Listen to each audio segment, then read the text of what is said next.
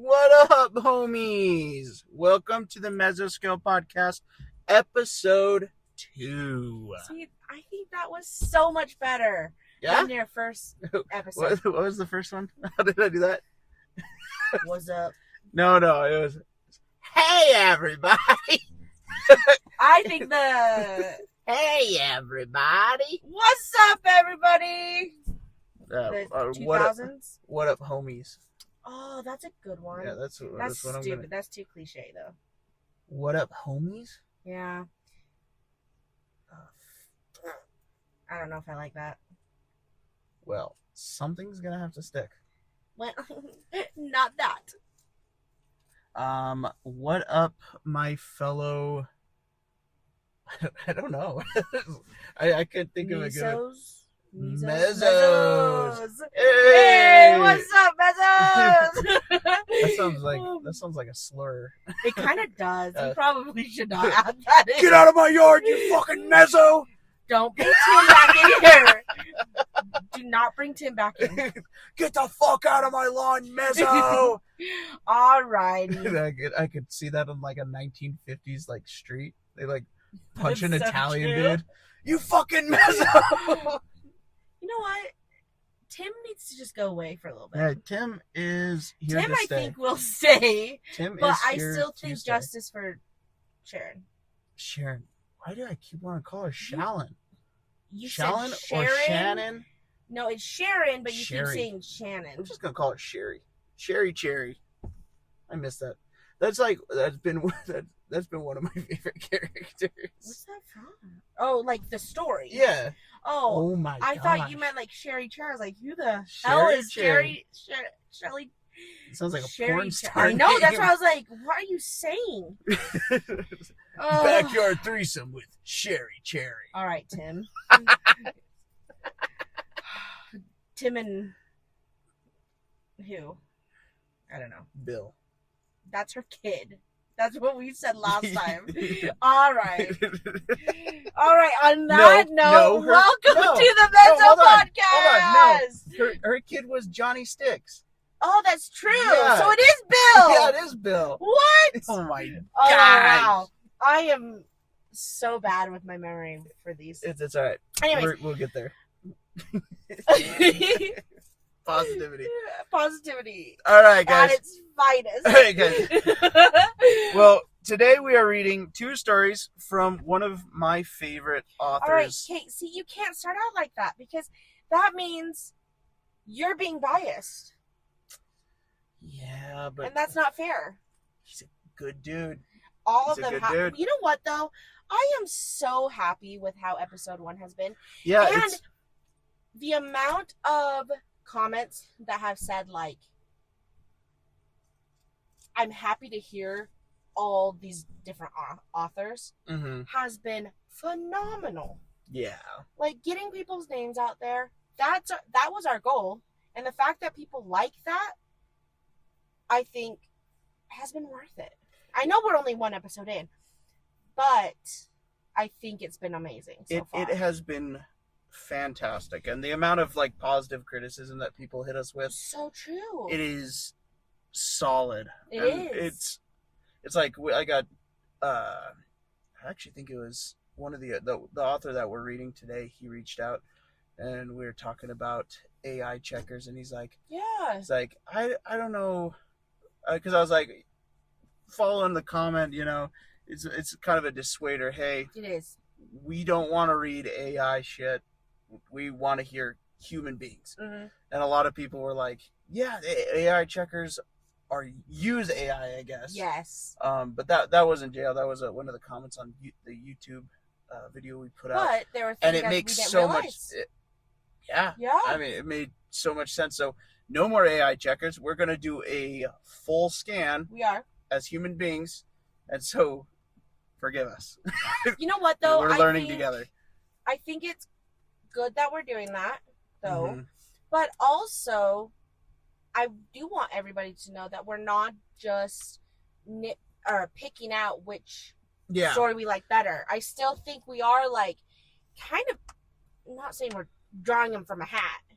No, but we're definitely in a sense we are. I was grabbing them. I was talking with one of the users on Reddit, and he was like, "Hey, if you get the chance to read my story," and I was like, "Dog, we're like, we have so many." Well, I tell him, I was like, "I guarantee we'll read it," and I says to him, I go, "It's just kind of like we're drawing it from a hat. We have no specific order we're reading them in, because I don't want people to submit their stories and be like, well, now I'm gonna have to wait 70 episodes down the line to hear mine. I want to mix it up and keep people kind of interested and active in the podcast. Well, and I think that's still super fun too, because even now, all of these amazing creators are continuously writing. Mm-hmm. So it's like we pull one, and it may be a newer story that they just wrote, but guess what? They have all these amazing stories that they haven't like had out there either. Yeah. So I still think that is the randomization. Is that the word? Yeah.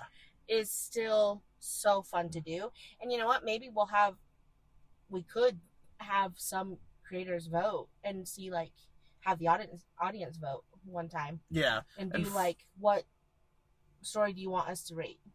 Yeah, because I think that would. What scares me though about doing something like that is we kind of throw ourselves in the position where like Tales from the Creeps or Creepcast or No Sleep Podcast and all those guys are kind of facing, where it's like if you go with all of these other audiences, you tend to forget the little guy, right?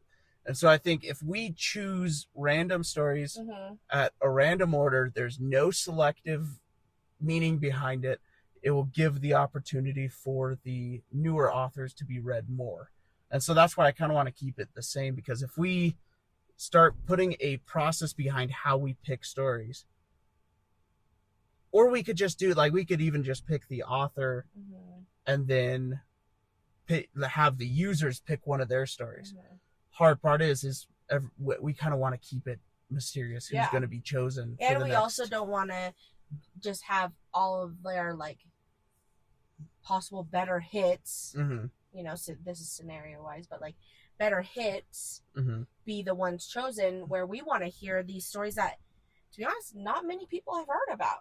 You know? Or these authors who we've never heard about either. So I get that, and I get I like to nitpick your brain a little bit too with it, because I think it's fun where me and you are still learning, but then also I feel like our audience is still learning how we are thinking as well, and I think that's fun too, to kind of see the differences. Yeah, and it's been such a learning experience for all of us. It has, but it's been such a good learning experience, so I think that makes it even better. One thing I keep meaning to say is, just a heads up, we do have a book from one of the authors we're reading today, and I will throw the link in the description. But the author we are reading is published on Amazon. No way, really? I did not know that. Yeah, okay. So that's awesome. I think we should introduce our authors for today. Yes, let's do that. Another thing, really quickly, if you missed episode 1, we went over the Mesoscale rating system and how we do it. Again, though, we're not going to add that whole thing in every single episode, because that would get very repetitive. But we will put one up on the screen or in the comment or in the description below as well, just so you guys know where we're kind of rating wise. But just so everybody knows, we did go more in depth in episode 1. So anyways, today we're going to be reading two authors, J.L. Goodwin, 1990, and then Harold Sleeper, 000. That's just 000. It's not 000, but it's 000. And again, we'll put their links and everything down below too. Yes. So everybody will be able to go and look at these stories, view them, and you guys vote as well, because again, these are our opinionated ratings, so we would love to hear everybody else's too. Yeah, just keep in mind, like, everything that we do is all opinionated. None of this is based in the realm of fact, so take everything we say with a grain of salt. But that being said, you have been mesoscaled. So now, that's cool. I like that. I've been using "you've been chosen" or "you've been marked." I think you should do mesoscaled. Yeah, you've been scaled. Well, that's for the people who've been scaled. I like that. So I like that a lot. J.L. Goodwin, 1990. We've got two of his stories we'll be reading because. And today we're mixing it up a little bit. Yeah, full disclosure. We had the first 3 episodes already lined out before. I don't know if we would have to. No? No, that's just surprise. All right. Editor? All right. Clapping. But we are mixing it up today. So we do have 2 authors, right? But we have 2 short stories by one author. J.L. Goodwin, 1990. Correct. And then we also we thought it would be kind of fun to mix in a short poem by Harold Sleeper, 000. So I think that would be kind of fun. And so we put the poem in the middle just to kind of break it up. So if anyone needs to take a break there, they're welcome to. So anyways, the first story, though, we're going to start off with is Late Night Laundry. Yes. And so this one. You're reading, though. I will read this because I really liked this one. This one was so much fun for me. I'll do the voices. No. I'll do them. All right, how do we want to do voices? We got to come up with a system. No, I think it's fun to keep them on their toes. Oh, yeah. So you decide on the fly? Yeah. Whoever says the line? Well, last time we had... No. Last time they were all Southern. Wait, I don't think this one has any dialogue. What? Yes, there is. Is there? Dog. Oh, yeah. No, that's not... Yes, it is. That's a thought. Oh, well, I'll be the thought. All right. Well, you can do the thought voice. Yes. Okay. Now, again. Wait, where's this? Do we know where this takes place? No. Okay, we can't always do Southern, even though that is our best voice. Midwest. No, what? Okay. West. We could do Bluey. We could do Australian. I hate you. We could do. You just made my blood. Down under. You just made my blood boil. We could do. We can do. Can you do a British accent? British. Is that a British accent? I don't know. I don't know. We could do a British. I feel like we're marginalizing a lot of people. We could do a Aussie, Australian accent. We could do a. Do a German. Going dog. Shush. How do you do a German I'm accent? never doing that again. Das ist nicht gut, ja. We could do a. I love say Volkswagen. Can we do an Irish accent? Can I do an Irish accent? Mine's so stereotypical. It's. I don't think I would have to hear you to say to see if I can do one. Oh, I don't know. It's hard. Can I do one? Just say. I'm going to the jig or going to the pub to dance some jigs. I'm going to drink some Killian's ale. I'm going. I can't do that.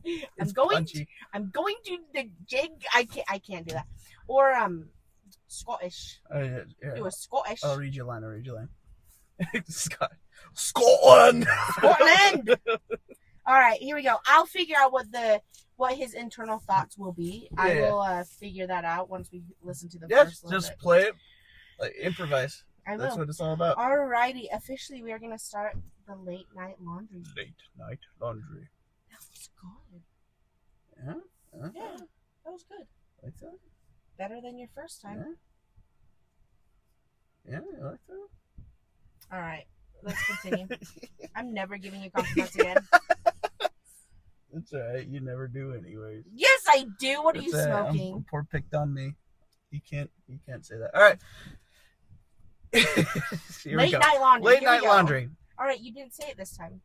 No, late night laundry. That's really good. You should read the whole story like that. I know I keep postponing the story. My font is at 150% right now. Because last time this man, he wears those. Hold on, can I explain? Yeah. He wears cargo shorts. If you think of a typical dad bod and outfit, that is what you wear. You wear those cargo shorts, and mind you, they're the pants that also have the zipper that you can make them shorts. Hell yeah. Okay? Hell yeah. Are they Nike? What, Skechers? Oh, New Balance. New Balance. You got your white New Balances. It's my New Balance 440s. With the calf length I think they're socks. Are they 440s? They have a model number. Hold on. You have the calf length socks, and you have your font at 100%. When now you're about to hold your phone in one hand and use your pointer finger to start scrolling. Whoa! The story. All right, now you're free. Now you're freelancing. Hold on. That's where you're at. Okay, I think it's the 550. Hold on. The fact that you don't even know your own shoes. No, it's the 608 version 5. That's the one I wear. All right. Plug. If there's any other shoes, do you even like any other shoes? I just like New Balances. They offer arch support, guys. No, wrong. Arch support? Because his arch support sucks to the point where he has to buy got bad feet. Got bad feet, got bad knees. Buy the insoles every 2 weeks. So I'm feeble. My stomach acid wakes me up at night. You are such an old man and you're under 30 years old. I want everybody to know. Whoa. Editor, keep that in. Just imagine me winking at you. I want you to know you're under 30 years old. Mind you, we don't have kids. My body's failing. Continue. Failing. All right. God hates me. Here we go. Late night laundry. Late night laundry. The night was usually dead along the isolated stretch of the Pacific Northwest coastline, save for the occasional rumble of a shift worker heading south. As if on cue, a single, yellow pair of headlights cut through the darkness as an old pickup rattled past, its exhaust rattling as the driver made their way towards the graveyard shift at the nearby fish processing plant. Stop! As if on cue, a single, yellowed pair of headlights? Yeah, or yellow pair of headlights? Yellowed. Wait. Yellowed? Yeah, yellowed. Or yellowed pair of headlights? Yellowed. All right. See, he's already mixing me up with all these commas. It's not that hard. No, it is. It's you're throwing my brain off for a second. I don't know why that. Colors. No. Red? No. Red? I'm saying I didn't know what the fuck's next? Green? I didn't know that it had the ED at the end to add when you're looking at headlights. Yellow pair of headlights. Also, or yellowed. Fish processing plant. Poor bastard. Yeah, that God does suck. Damn, that sucks. That does. All right, we're 2 sentences. Yeah, Go. Poor bastard. All right. As the taillights receded into the distance, the silence of the dark 2-lane road returned, absolute and heavy. Standing guard at the edge of the asphalt like a solitary, forgotten soldier was a tall, rusty sign. Its metal skin corroded so badly from decades of salt air that the original name of the former motel was practically illegible. Behind it sat the apartment building, a crumbling U-shaped relic of the 60s, draped in peeling flamingo pink paint.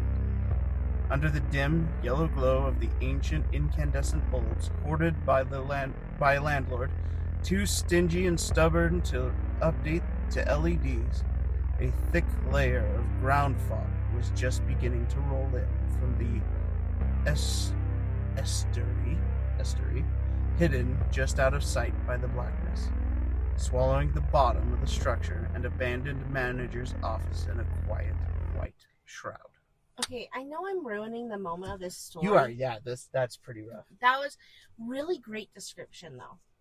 But the thing that I have a question about. Shoot. Now, this is me going back into my elementary, or not, I wouldn't say elementary, back into my middle school English class. I can just imagine my teacher. She was like this 5 foot, black, round glasses, black hair lady, old lady. Anyways. Edna Mode? No. She had long hair. Edna Mode.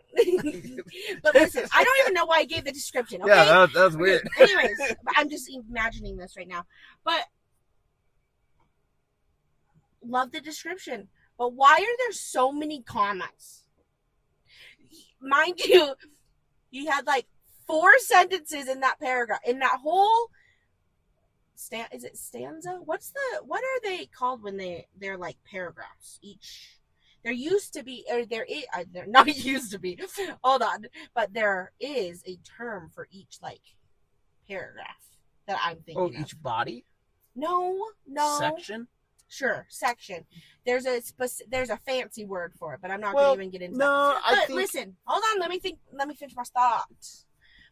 What I'm just confused about is, love the description, but are you describing so much because there's a comma every single like 2 words in like the 3 to 4 sentences you have in that paragraph? To me, I don't know. It just is a lot. It's legal. Is it? It's legal. It is. You can add as many commas as you'd like to branch a sentence together. But no. Now hold on. Let me go to bat for my homie. Because this guy. Of course, you're so biased. No, here. This isn't biased. Just because he's reached out to you. No. Actually, he is a really cool guy. I hope he's listening. Yeah, really cool guy. He is. No. A lot of J.L. Goodwin's stories focus more on an artistic viewpoint of setting a setting. Okay. Putting you in the place, right? Which, honestly, he did very good at It's that. very good. I am there, right? Yes. So I would look at it less as a possible grammar mistake and more as a stylistic writing. Okay. Well, because I was just curious because I was like, I know sometimes people are like, are you adding so many commas to try and get your point across to the point where it feels like you're now overdoing it versus artistically just trying to get you to be in that scene? A lot of his stories seem to kind of realm around being a higher learned writing style.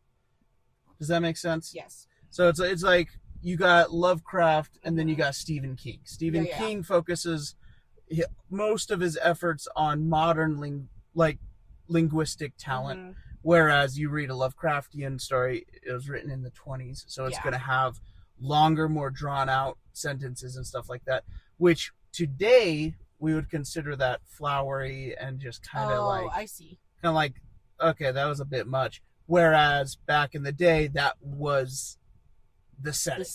That was the style.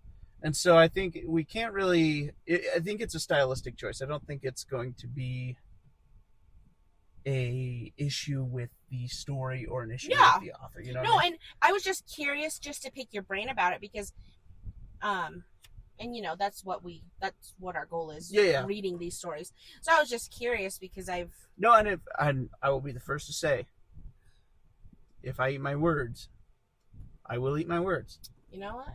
I will admit. People can go down there and comment. Yeah, I will admit if something is funky. You can be like, keep it going and be justice for Tim, which is you, or justice for Sharon, which is me. Oh, we got names now. Yeah. All All right. Yeah. All right, here we go. Continue. Up to the second floor walkway, the door to Unit 14 swung open and clicked shut. Evan stood under the light, his shoulders burning with the deep, all-over ache of a 12-hour shift, pouring concrete and lifting 2x4s. Instead, the apartment, his girlfriend was long since dead to the world. Wait, did I read that right? Inside the apartment, his girlfriend was long since dead to the world. Oh, yeah. You just added, like, Sarah was... yeah, my bad. Sarah was utterly spent from back-to-back bartending shifts taken on just to help them keep up with the soaring rent, car insurance, and electric bill. He'd barely had enough energy himself to shove a cheap Hungry Man meal into the dated Frigidaire oven, let alone tackle the chores that the grueling daytime hours wouldn't allow him to tackle in the daylight. Mood, dude. I feel that. Evan, my man, we're two peas in a pod, my friend. I like this guy. Evan, yeah, I feel it. Before lifting the heavy laundry basket, he paused and spared a glance down at the watch on his wrist. The hands read 1:45 in the morning. God dang. Poor guy. Let out a quiet sigh. It was already clear he wouldn't be getting to bed until close to 3 a.m. Running a hand through his hair, he looked out across the quiet complex. Out of the 21 units in the building, barely half were occupied these days. Tonight, only a single lonely square of light glowed from behind the closed doors in the bottom floor window across the way.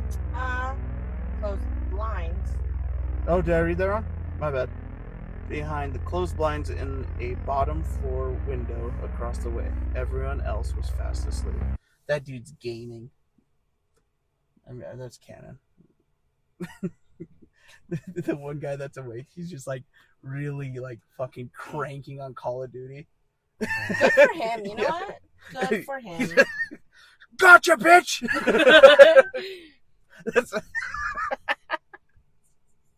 That would so be you. That would be. If you haven't stayed up till 4 a.m. playing Call of Duty, have you really ever lived? I have to admit. Hey, I've done yeah, it too. You've done it. So I can't say shit. We've done it together. We have. Oh, by the way, I got a really cool shirt on right now. I know you guys Okay. can't see it. It's a Jinji Ito shirt. And it's Boo! it's called Boo! I think it's called like Piling Out. It's in The Japanese. fact that you don't even know what it says. I don't read Japanese, so my bad. Sorry, Japanese people. I don't mean to marginalize your culture, but I really like it. It's really cool. So, that aside though. He leaned against the wooden railing, careful to avoid the splinters, and took a deep breath of the damp coastal air. Down in the parking lot, the painted white lines had long since worn away by time, leaving everyone to park their cars in a chaotic game of musical chairs. Beyond the darkness and over the roof of the building, in the woods beyond, the sound of the nocturnal life was out in full force. He listened to the sharp, rhythmic chirp of the crickets in the overgrown grass, the distant, mournful cry of an elk far away in the timber. In the opposite direction, further down the coast, came the intermittent blare of the lighthouse's foghorn echoing out over the ocean. After the pandemonium of the construction site, the sounds brought him a fleeting moment of genuine peace. So do you see what I mean by that's like his style?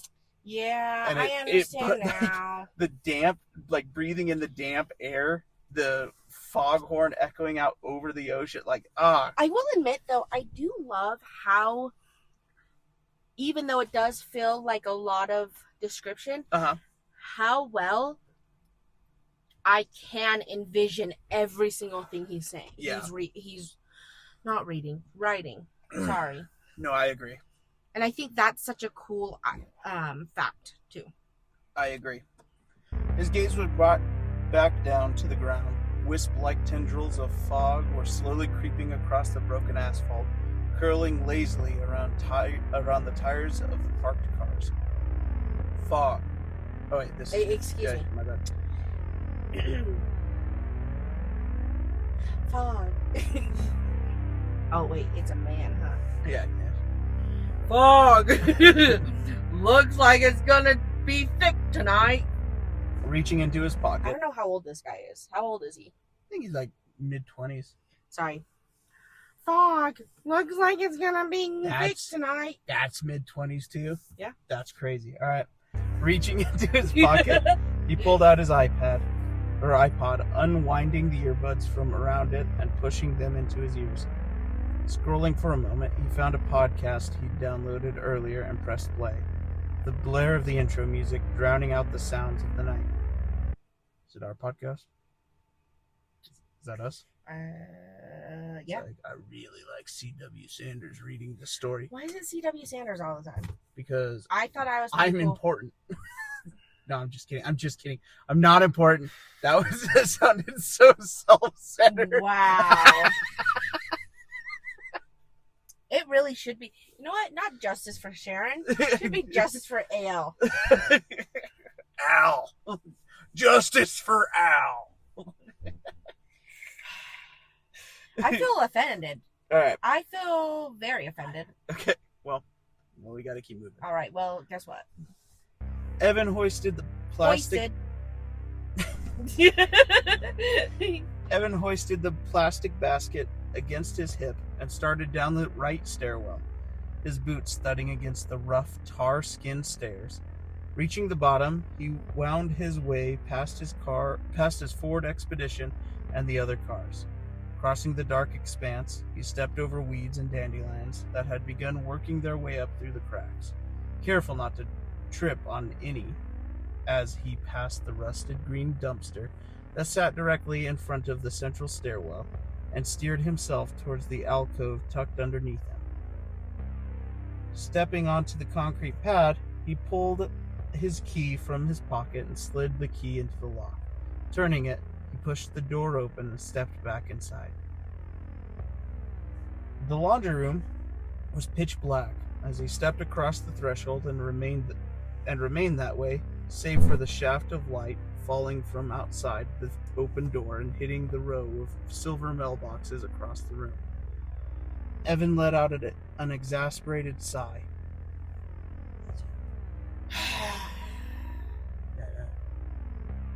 It'd be too much to ask for Ronald to install motion sensor lights, wouldn't it?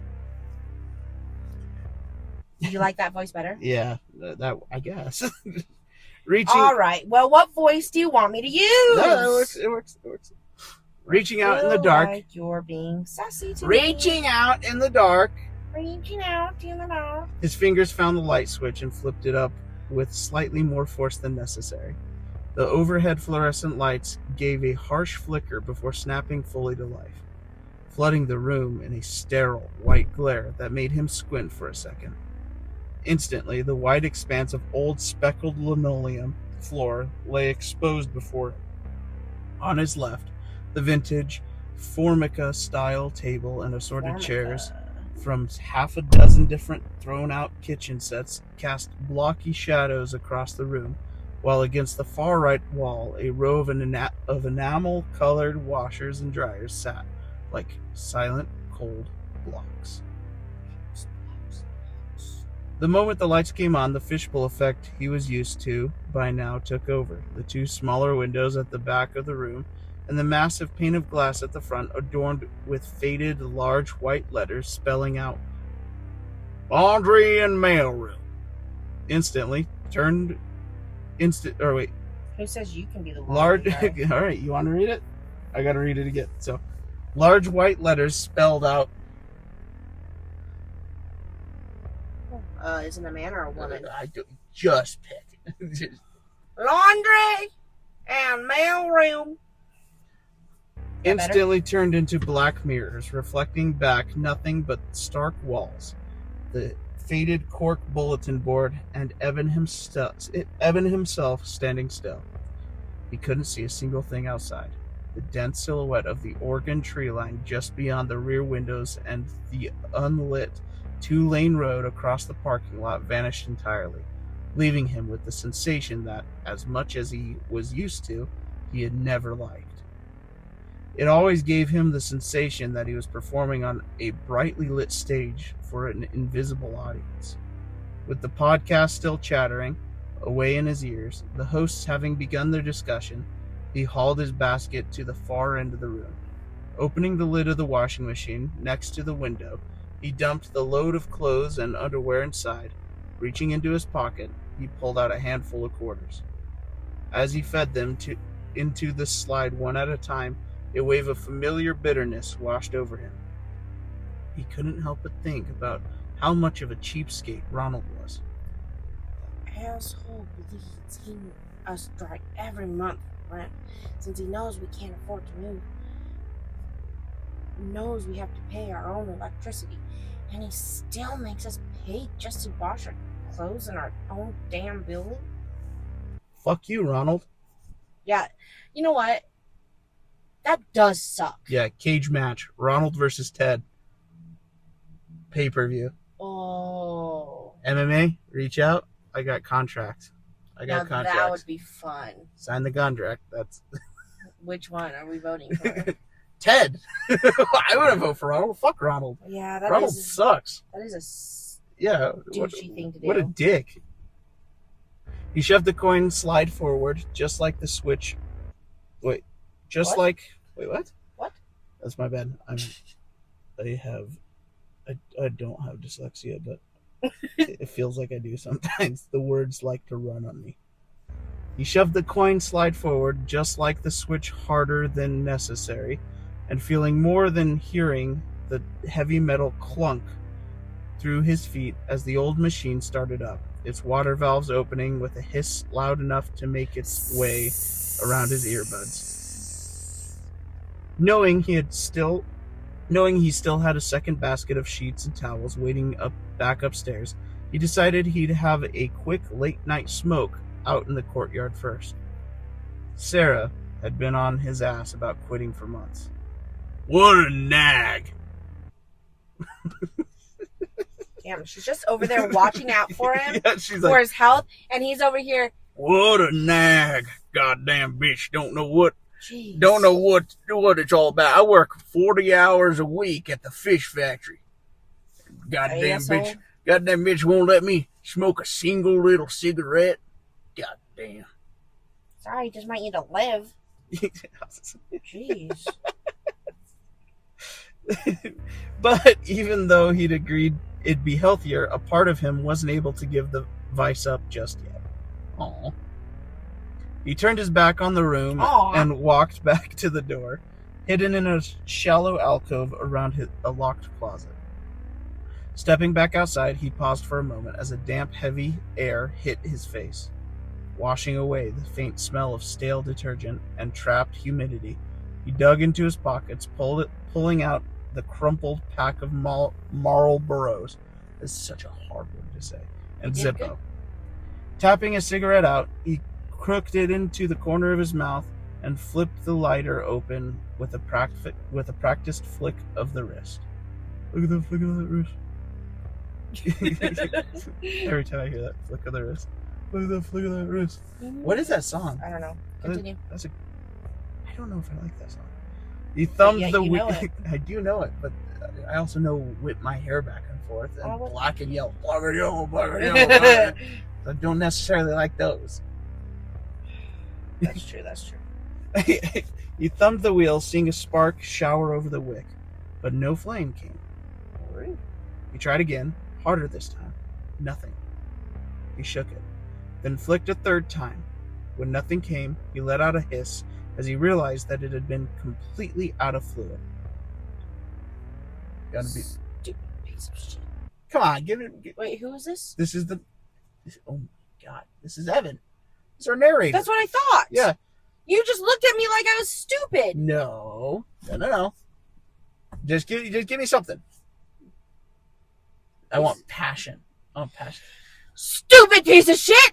Hell yeah. Is that better? Hell yeah. That's so much better. Okay, good. That's so much better. We'll keep it. We'll keep that. Frustrated, Evan stopped flicking the wheel and snapped the lighter closed, leaving the smoke in his mouth. As he stood there, the sudden lack of attention on anything directly in front of him allowed his gaze to wander, and his eyes involuntarily drifted to his right. He stopped dead. He was standing right at the mouth of the narrow vertical gap that separated the two halves of the building, an architectural anomaly he had absolutely hated since the day they'd moved in, or more appropriately, since the first night he'd come down to do laundry. Under the dim yellow glow of the single light directly over his head, the tight corridor looked like a towering slice of pure blackness. The cheap bulb barely managed to illuminate halfway down the dirt path beyond the sharp divide. The space plunged into a heavy, almost suffocating blackness that bled directly into the overgrown backyard and woods beyond. The ground fog had fully arrived now, rolling off the estuary and packing itself tightly into the narrow breezeway like cotton, burying the dirt floor in a ghostly shroud. It looked nothing less than something out of a haunted house. The oppressive gloom of the gap was enough to make him hesitate. Reaching into his pants pocket, Evan pulled out his iPod and hit pause, pulling the right earbud from his ear. He listened. The crickets were still chirping nearby, both in the narrow stretch of glass at the front of the parking lot and in the backyard out of sight. But the nocturnal birds he'd heard singing their mating calls not even 10 minutes ago had completely vanished. The deep timber was dead silent as well. The distant elk cry had gone silent. The only sound cutting through the dark coastal night were the sound of the distant foghorn and the lonely shriek of the rusted, long disused swing set, swinging out in the black, fog-covered backyard as the wind swung and pushed them back and forth. Evan felt a sudden, cold prickle of sweat break down along his collarbone. Get a fucking grip. He chided himself. You watch too many damn horror movies and listen to too many of those stupid scary story podcasts. Hey, Evan. Hey. Fuck you. Hey, Evan. Have you ever heard of the Mesoscale podcast? If not, you should. Stupid scary story podcast? Yeah. Well, what am I doing? I was going to say, I thought it was pretty cool. But... What a dick. All right, Evan. All right, Evan, maybe you are on a hit list. Yeah, you're getting up there with Ronald, my friend. And that's pretty bad. That's pretty bad. You think about how Ronald fucks your guys' wallet. That's what you're doing to me. Did to us. Yeah, that's what you're doing to me right now. So, thanks a lot. Yeah, thanks a lot, Evan. Evan. But looking down the narrow, mist-choked gap of darkness that seemed to more resemble a throat, his instincts refused to listen to logic. He didn't want to stand there anymore. Not for 1 second.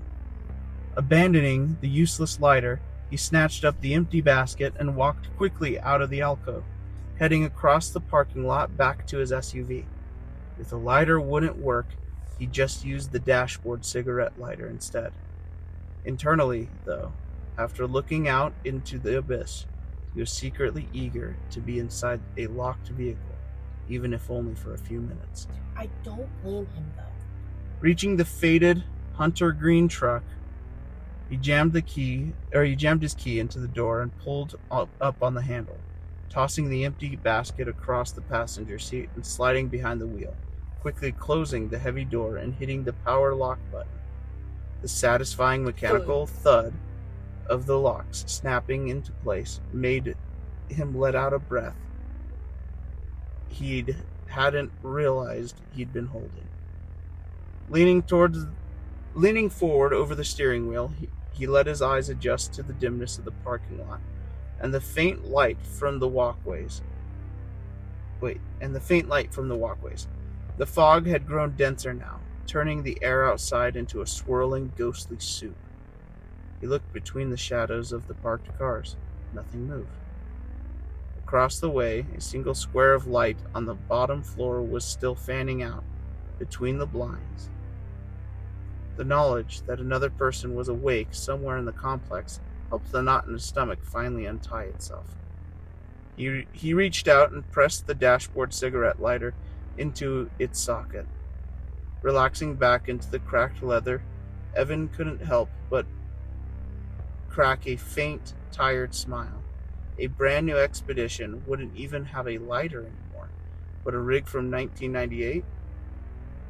I'm glad I held on to this for more than one reason. You just read my thought. My bad. Why don't That was rude. All right, good. Go ahead, reread. Excuse me, let me put my voice on. A brand new expedition wouldn't even have a lighter anymore, but a rig from 1998? I'm glad I held on to this for more than one reason. As he waited, he pulled the iPod back out of his pocket and hit play again, wanting something to distract him from the silence. The sounds of the hosts filled his ears again, drowning out the stillness in the cab. A moment later, he saw the lighter pop back out, indicating it was ready to use. He pulled it from its slot and pressed the glowing red coil against the tip for a few seconds, inhaling deeply. He replaced the lighter and pulled the smoke from his lips, blowing a thick cloud of smoke towards the windshield, watching it hit and dissipate against the glass. Outside, the mist swirled in lazy, almost hypnotic patterns under the incandescent lights. Watching the fog mutate in the dark, Evan felt a strange, detached sensation wash over his exhausted mind, as if he were looking out into a waking dream. An old literary quote rose in his memory, something he'd seen plastered across the screen at the start of one of his favorite movies, John Carpenter's The Fog. It was Edgar Allan Poe. You want to read Edgar Allan Poe? Sure. All right. Is all that we see or seeing but a dream within a dream? Before he could ponder... Was that good? Yeah. Oh. How would you have read it? Is all that we see... Okay, it's not fair. You have a deeper voice than me. I just... Sorry. Is all that we see or seem but a dream within a dream? It's one sentence. Is all that we see or seem but a dream within a dream? There you go. That was actually really good. All right, hell yeah. Before he could ponder the thought... monotone voice I could have got given. Okay. Just putting that out there. That's fair. I feel bad. My bad. Yeah, you should feel bad. All right. I feel bad. Good. Before he could ponder the thought, a sudden burst of movement across the parking lot shattered his peace. Evan's nerves spiked instantly. His heart slammed against his chest as his eyes locked onto a dark silhouette, moving low to the ground, darting through the swirling mist in the center of the parking lot. He pulled the cigarette from his mouth and, leaning over the steering wheel, his eyes straining to make out what it was as his overactive imagination immediately began to conjure up horrific, impossible shapes. Then, the shape paused directly in a patch of light. Evan let out a sudden, almost breathless laugh, slouching back into his seat. A cat? Damn black cat? He shook his head, wiping a hand over his face. It was likely just a stray, or from one of those houses further up the road, since none of the other tenants owned a black cat. The creature stopped for a brief second, its small head snapping in his direction as if staring directly through the tinted glass at him, before it turned and darted soundlessly out of the sight beneath the central stairwell. Too many damn horror movies, he muttered. Sorry? That's all right. I fucked up. You did. You did. All right. He muttered aloud to the empty truck, a genuine chuckle escaping him this time. Seriously. That was really good. Thank you. He took one last long drag of his smoke, completely relaxed now as he pulled out the ashtray and stubbed it out. The jump scare had washed away the lingering irrational dread of the narrow gap. He was ready to head back upstairs, grab the sheets and towels, and get this midnight chore over with. Grabbing the basket, he twisted the handle and hopped out into the night. A few minutes later, Evan descended the steps with the second, heavier basket cradled against his chest. He paid the gap, no mind this time. That scared the shit out of me. I don't know. I actually kind of like this story. Kind of gets me a bit because I grew up on a street where there was one like light at the end of the road, and it was always like as a kid, you know, it was during not even really as a kid, like as a teen during that. I think I was like 12 or 13 during the you remember the like crazy clown like trend, and it always fucked with me because it's like I remember. Yeah, they would always hide in like the most obvious places in like the videos and stuff. For some reason, I think I'd just seen like Killer Clowns from Outer Space, which is one we gotta watch because it's so funny. But probably it scared you enough though. Yeah, it fucked with me. So like I get like the fear of the incandescent bulb, like just shining a single like spotlight onto the ground. Yeah. In that yellow like old dim. Ugh, God, that fucks me up. Like I feel myself kind of like looking around, you know. A few minutes. Okay, we already read that. Paid the gap, no mind this time. His brief refuge in the truck, and the laugh at the black cat had broken the superstitious spell of the night. He wanted nothing more than to finish up this final load, then haul it back upstairs, crawl into his bed next to Sarah, and disappear into much-needed sleep. He pushed open the door, fluorescent lights still buzzing away overhead. Pulling his right earbud out, he happily noted the dull silence indicating the clothes had finished their cycle.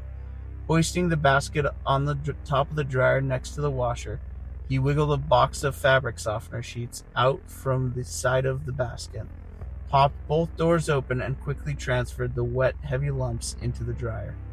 He fed another handful of quarters into the slot and slammed the slide home. The old dryer roared to life, a loud, carnivorous tumbling sound that masked almost everything else in the room, nearly drowning out the podcast still chattering away in his left ear. Turning back to the basket, he began pulling out the bed sheets and heavy bath towels. He couldn't just dump these haphazardly. He had to separate them so they would wash evenly and not break the machine. Ronald on my ass for repairs to a machine that likely stopped getting replacement parts in 2003. What a freaking thank you. As he was bending over the top loader, carefully wrapping a sheet around the central agitator, he suddenly froze. For a fraction of a second, he'd sworn he heard a distinct sound pierce through the heavy roar of the dryer close to his head. Evan stayed bent over the machine, his muscles locked and aching slightly, straining his ears to catch it again. He held his breath, but the noise didn't repeat itself. Shaking his head, he returned to the loading machine, then slammed the heavy lid shut and reached back into his back pocket for another handful of change.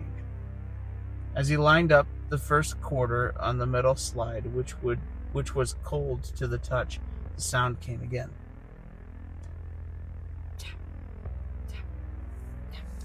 Evan paused, his hand hovering over the mechanism. He cocked his head to one side, waiting. Silence. He stood there for a long moment, staring at the silver metal slider, trying to understand. Almost sounded like a fingernail tapping against something. Then he let out a small huff of air. It had to be the sound of the quarters dropping into their slots, or maybe just the slide itself shifting. He slammed the slide forward, and the machine burst to life with a heavy mechanical clunk and the rush of filling water. With both machines running simultaneously, the sheer volume of the sound completely filled every inch of the space, burying even the buzz of lights beneath it. Feeling insulated by the noise, Evan pushed the sound from his mind and stepped across the linoleum, sinking into one of the chairs around the table, putting the earbud back in and raising the volume as high as it could go. A sudden, violent jerk of his chin snapped Evan awake. He blinked against the glare of the lights, his heart dropped, doing a panicked flip-flop before he realized where he was. He had accidentally dozed off in the chair. That's freaky in itself. Yeah. Like, I hate falling asleep in, like, random places. Mm-hmm. It's just, like, a weird fear of mine. Like, I can't sleep on planes. I can't sleep in cars. Okay, well, that one's kind of silly. No, because it's like, you wake up and you're like, oh, fuck, I didn't just time travel. I time travel to a different place. I don't know. Well, you know, if you get in a car, yeah, it does go vroom vroom. Yeah, but you are going to a different destination. You plan on going to a different destination. Yeah, but that one doesn't make sense to me. It is kind of funky, though. You gotta admit. I like a plane. Okay. He didn't know how long he'd been out, but the world had gone completely quiet. The podcast in his ears had stopped, indicating the track had ended, and the plastic earbuds had slipped out when he'd slumped back, dangling each over the side of the chair. The heavy, almost comforting roar and hiss of the washer and dryer were gone as well. Both machines had finished their cycles while he slept.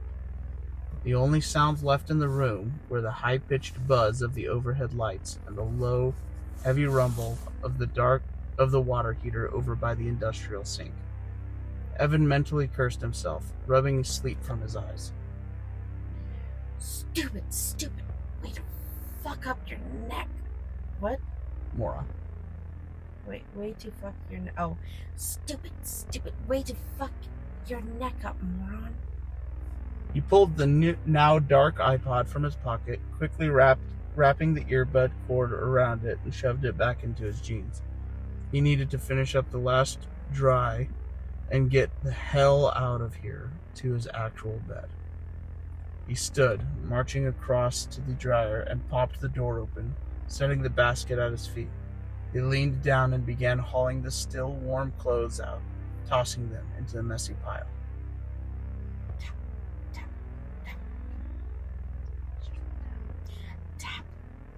He didn't even pause. He kept grabbing could add more. No, just do one. Okay. Tap.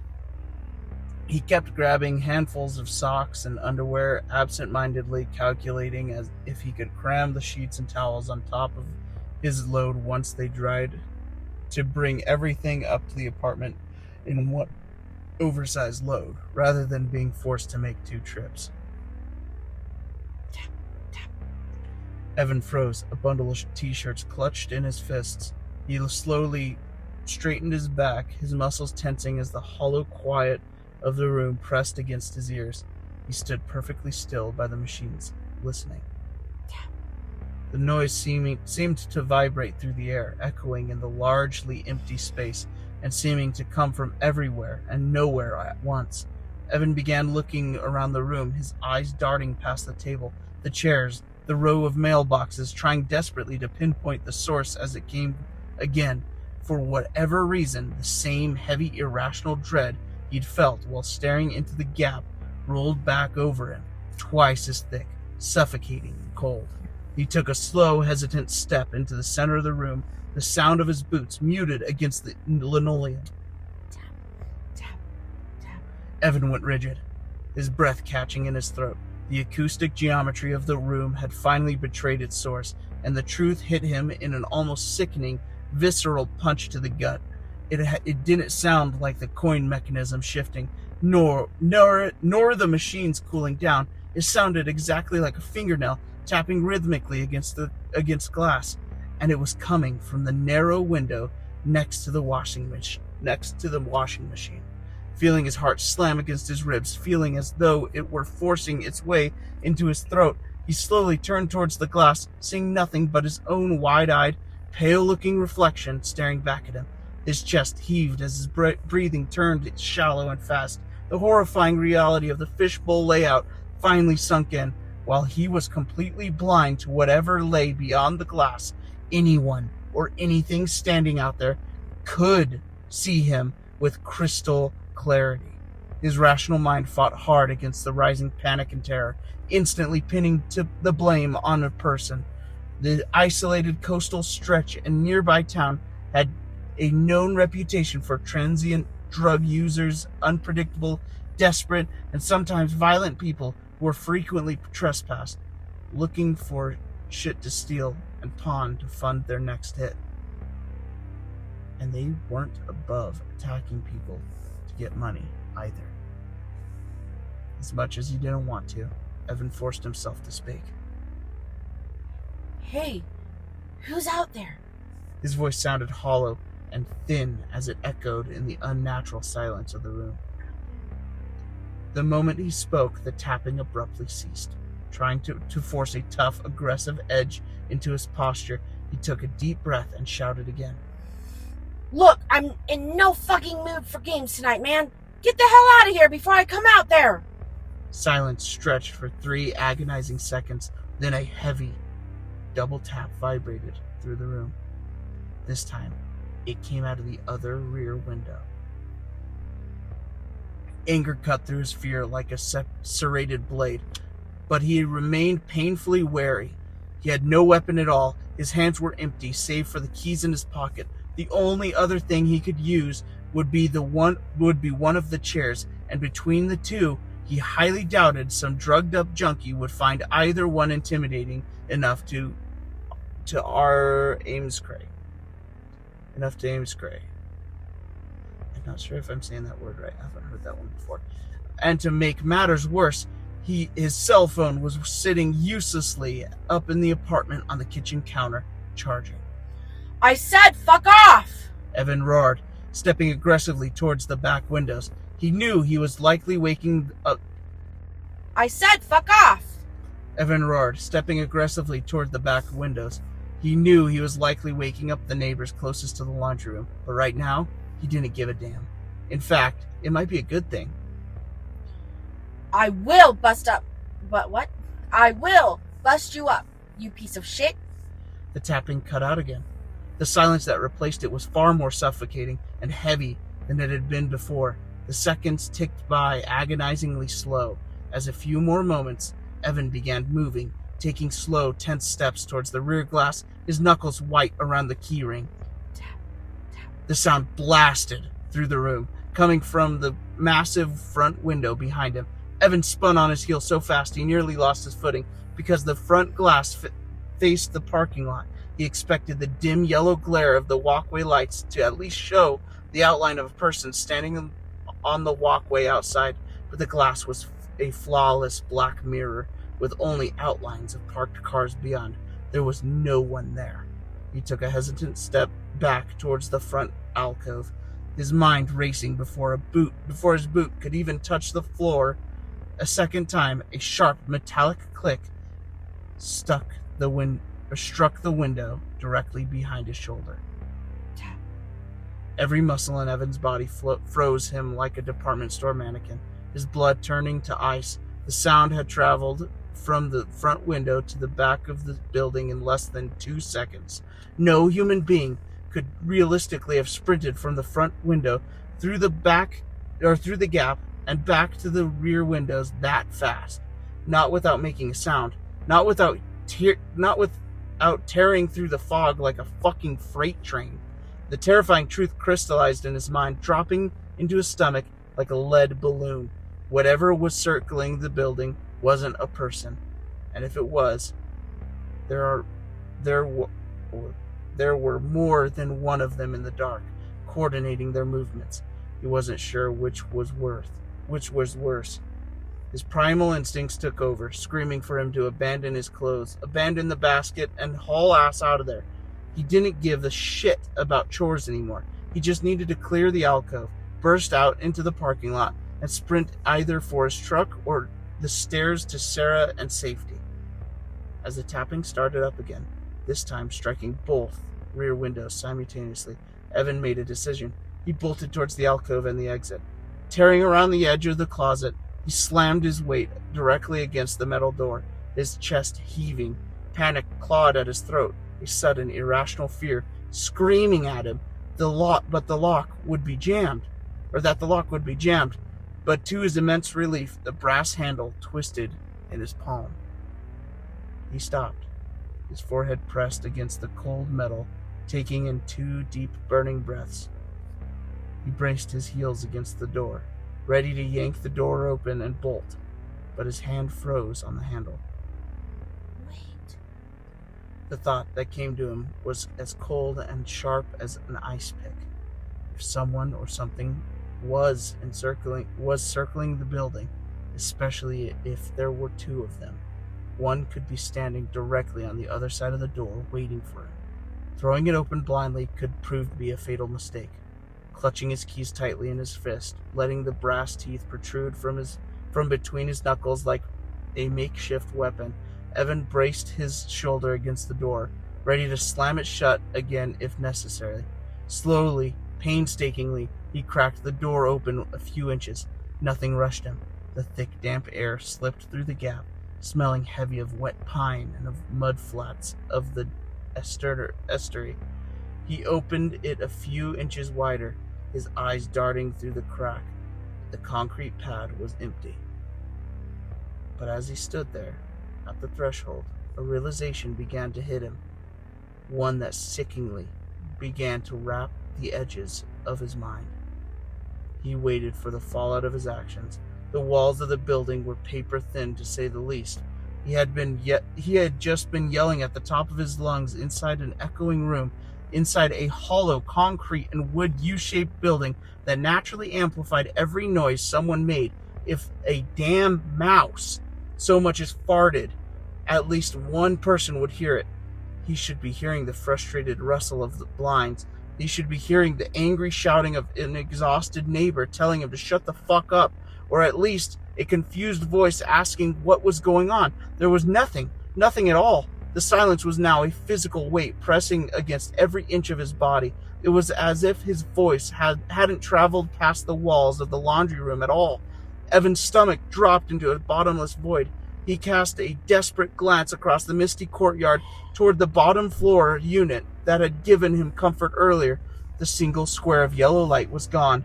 The window was a dead black square. The ground fog had completely swallowed the parking lot now, rising to the levels of the walkways, and with it, the coastal night had been stripped of its soul. The crickets in the grass had fallen completely, unnaturally dead silent. Even the ceaseless groan of the foghorn had vanished, smothered by a heavy artificial vacuum. Every primal circuit in Evan's brain screamed that he had to get out of the alcove now. Something was very wrong with the world outside the door. He took a slow step outside onto the concrete pad beneath the central stairs. He kept his hand behind him, refusing to let the door click shut behind him in case he had to dive quickly back inside the brightly lit cage the laundry room had become. He tensed the muscles in his calves, locking his eyes first on the outline of his expedition across the asphalt, then the stairs beyond. He prepared to launch himself into a full, desperate sprint.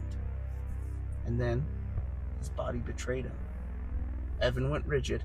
His brain savagely ordered his legs to begin to move, to run, to scream, to do anything, but it was as if his nervous system were firing blanks. An invisible, crushing pressure slammed down on his shoulders. He felt the terrifying, undeniable sensation of needle-sharp eyes boring directly into the side of his head. Worse than the phantom eyes, though, was the sudden, wet sound that fractured the silence. It was a slow, rattling chest wheeze, the rhythmic, heavy sound of something massive breathing through its nose, drawing the damp fog into its lungs and forcing it back out again in hot, ragged gasps. and it was coming from deep inside the pitch-black vertical gap to his right. Evan didn't want to look. Every survival instinct in his body begged him to keep his gaze locked on the parking lot, but it was as if the sheer magnetic weight of the horror to his right forced him to slowly turn his head anyway. The dim yellow incandescent bulb, slow directly overhead, fought valiantly against the encroaching fog and darkness, pushing its weak light halfway down the breezeway. It was just enough to reveal the horrifying fact that the corridor was no longer empty. Standing deep in the vertical slot of the darkness was a shape. It was impossibly tall, looming well over Evan's 6-foot frame, and so unnaturally thin it looked like a structural pillar that had melted and warped. There were no glowing Hollywood eyes staring back at him from almost level with the second-floor walkway in the dark. Only that wet, rattle-chested vibrating along with the wood siding. Evan took in the fragments of the nightmare as if in slow motion. His heart felt as if it would explode in his chest, and he would die from a heart attack at any moment. Nothing moved in the stillness. Then the shape moved. With jerky, violent, spider-like unfolding of the limbs, the creature stooped down, its spine snapping and bending at a grotesque angle, just to fit beneath the low roof of the alcove. The horror shattered the paralysis that kept him rooted to the spot. His nervous system reeled back to life, and he spun on his heel to sprint out into the courtyard. He'd barely taken 2 running steps before he skidded to a halt, his eyes threatening to pop out of his sockets and his heart stopping. Standing right at the base of the central stairway, barely 10 feet away from the swirling fog, was a second creature. It had seemingly materialized from out of the mist itself, its elongated frame already bending down with a terrifying fluid speed to cut off his escape route. For a split second, a stray beam of the light caught the wet, slick texture of its face. The brief alien geometry of it snapped something inside Evan's mind. I like that. That was pretty good. Like the way he's describing the like the geometry stuff. That's cool. That's a good way to use that description. One thing I really like about this whole section is just how good it's paced. Yes. It feels just so natural and so smooth. And it flows so well. Breathing the fog into its lungs, so cool. And the way he describes it just brings you in. Yeah, the wet, ragged gasp. I will admit, the first time I heard it, I was like, what description is he describing? Yeah, like the way I think of it is like a pneumonia. Yes. Like when you have pneumonia and you're sitting there, you know, you got all that water in your lungs and mucus and nasty shit, and you're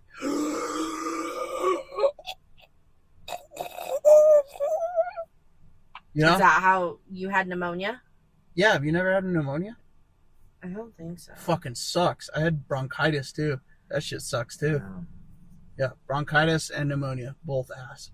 That does suck. So I'm sorry. You like stand up, you get all fucking dizzy. Like, no one needs to know about your problems though. It's horrible. It's horrible. But would not recommend. Either way though, I really do like the way he so far. I'm sorry to like interrupt that, but I think the way he is describing these scenes.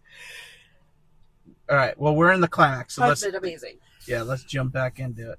He didn't scream. He couldn't. He lunged backwards, diving through the slowly closing door to the laundry room, just as the air behind him parted with a violent rushing whoosh. Evan slammed the door shut, throwing his weight against the metal, twisting the deadbolt just as a massive impact rattled the frame. Help! Somebody help me! For God's sake! He screamed, his voice breaking into a ragged shriek. He knew it was useless. The dead zone had swallowed his yells before, and they were now. Outside, the door groaned on its hinges as it was forced inwards. He swore he could hear the metal itself bending under the sudden, impossible pressure. Realizing the door wouldn't hold for more than a few seconds, he turned and bolted across the room toward the back of the fishbowl, intent on throwing his body straight through the glass of the rear window. He didn't give a fuck about cutting himself. He only cared about escaping the horror pursuing him.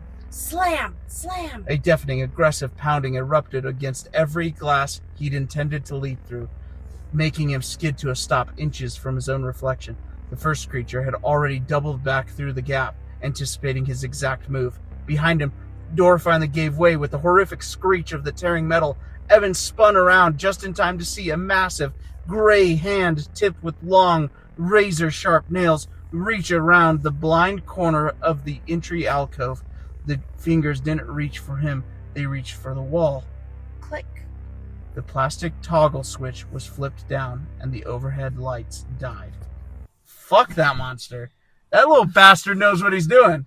I don't like that. Yeah, that's fucking spooky. Oh, like imagine these things look so primal and like alien. You're like, they just want to eat me. You know, they want to tear me apart. And then that happens. And you're like, fuck, they're smart too. Yeah. And then he's like, let me turn off the light first. Wait, you're cheating. That's not allowed. At this point, I've already seen you. Yeah, I know what you look like. I know the face. Meaner. I'll tell the cops. Tell the cops. The room instantly plunged into an absolute suffocating darkness. The only illumination left was the faint, ghostly light filtering in through the front window from the fog-choked parking lot.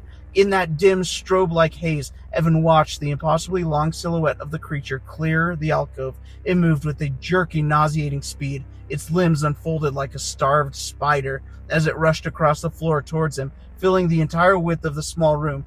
The rattle-chested breathing was deafening now, drowning out the frantic, almost mocking tapping that had started up again on the glass behind his shoulder. Trapped against the cold glass, completely enveloped by the stench of old copper and wet earth, Evan opened his mouth for one final, desperate scream. He never got the chance. The dark lunged forward, and the last thing Evan ever saw, or ever knew, was pain. Alright. Fuck, that's so good. That was fantastic. That part so good. Was so good. Man.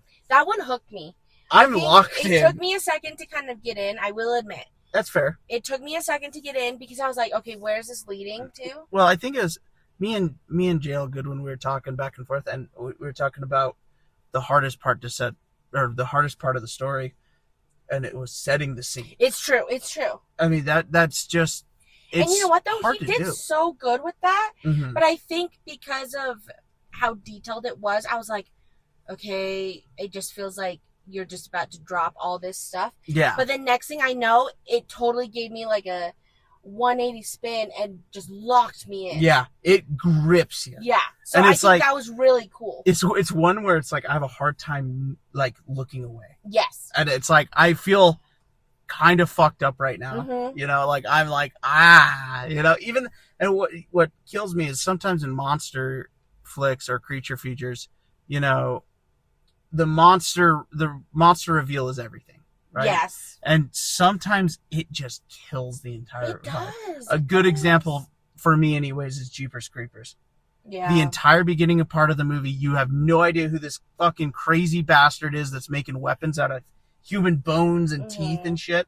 And then they show Jeepers Creepers and it's like, like I rather kind of imagine it exactly. versus having you just tell me what you thought Yeah, the monster looked like. And it's like, I think the second Jeepers Creepers did a good job at like playing into the creature feature part. But the first one, they're going for more of a silhouetted, like, he was a silhouette for over half the movie. And then at the end, it's like, oh, it's just a fucking, like, bat creature demon. Yeah. All right, I guess. I get that. I remember watching the bonus features of Jeepers Creepers. And the actor, he was, like, crashing out. Really? I am Jeepers Creepers. When I put on that mask, I am him. That's so funny. And it's like, okay, buddy. So you know what, though? If you are that, like, into your character, good for you, though. Honestly. Because I feel like it makes that character. I agree. Because it's like, if you don't love that character, then why are you playing it, you know? Yeah. All right. Let's close up. Sarah shifted beneath the heavy blankets, pulled from a deep sleep by the faint sound of a voice. Sarah! She grunted softly, burying her face further into the pillow. her body still spent from a double shift. Sarah, wake up! This time the call was clearer. Her eyes fluttered open, and she speedily lifted her head, squinting into the pitch-black bedroom. Through the open doorway, she could see the shape of a man standing in the living room. Behind the dark outline, the front door hung wide open, letting a long wedge of light spill across the living room floor. Fuck that. Evan? She muttered, her voice thick with sleep. What's wrong? A strange, heavy beat of silence stretched into the apartment. Then, his voice drifted into the bedroom. It was unmistakably his deep baritone, though, for whatever reason, it sounded flat, as if he were speaking through an empty tin can. I'm sorry to wake you up, but there is an accident downstairs in the laundry room. I need you to come down and help me carry everything up. Sarah rubbed her eyes, her exhausted mind struggling to process his words. Then, the horror of their situation clicked. She immediately envisioned one of those ancient, unmaintained washers busting its rusty pipes and flooding the entire laundry room. God, she thought, a wave of anxiety falling over her. What is Ronald gonna say? Did one of the machines break? She asked, sitting up and swinging her legs out of bed. Yes, the voice replied from the living room. Sarah paused for a moment, her bare feet hovering just above the carpet. There was something odd about the cadence of that single word. The pitch was her boyfriend's, but the timing felt slightly wrong, a fraction of a second too deliberate. She shook her head, chalking it up to her own exhaustion and stress from whatever mess he was dealing with downstairs. Hurriedly, she grabbed a pair of jeans from the floor and pulled them on, stepping out to the living room. What looked like Evan was waiting for her out on the threshold of the front door. As she drew closer, the light flooded over him, and a sudden inexplicable knot formed in her stomach. Something was just off. He was standing completely unnaturally still. His arms hung straight down at his sides, his shoulders level, and without a slight familiar slouch they usually carried after a long day at work. Even his chest didn't seem to rise or fall. Evan, are you okay? She asked, stepping up to him. You look pale. He didn't answer right away. He just stared blankly at her, his dark eyes unblinking, tracking her face with a terrifying, vacant intensity that made the hair on the back of her neck stand on end. The silence stretched until she almost felt an impulse to step backwards. Then he smiled, a wide, rigid gesture that didn't quite reach his eyes. I'm fine, he said. I just want to go to the laundry. Or I just want to get to the laundry so we can finally go to bed together. The familiar domestic promise of sleep alleviated her sudden irrational worries. Sarah forced a tired nod, stepping past him and walking out onto the second-floor landing as she prepared to head down the stairs.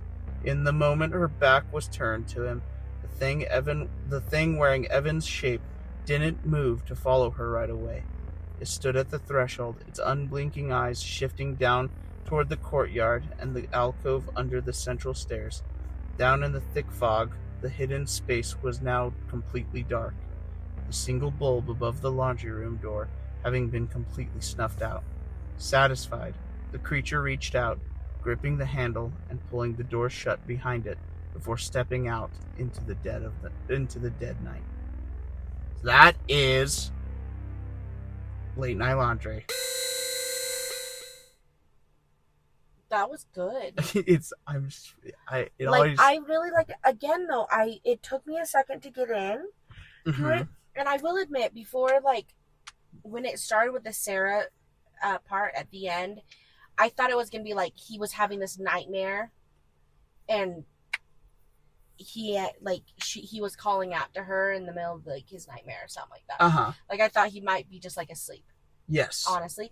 So I love the fact that he didn't kind of play into the that's where my mind went, but instead he went here in that sense. Yeah, you know what my favorite part, or one of my favorite parts, I have a lot of favorites in this one, but one of my favorite parts is when he kind of, when J.L. Goodwin kind of gives us that edge of like, oh, here we go. She recognizes that the monsters are them. You know, that when he says, where was it? Like, are you okay? Or sorry, I'm trying to find it real quick. Where is it? Damn it.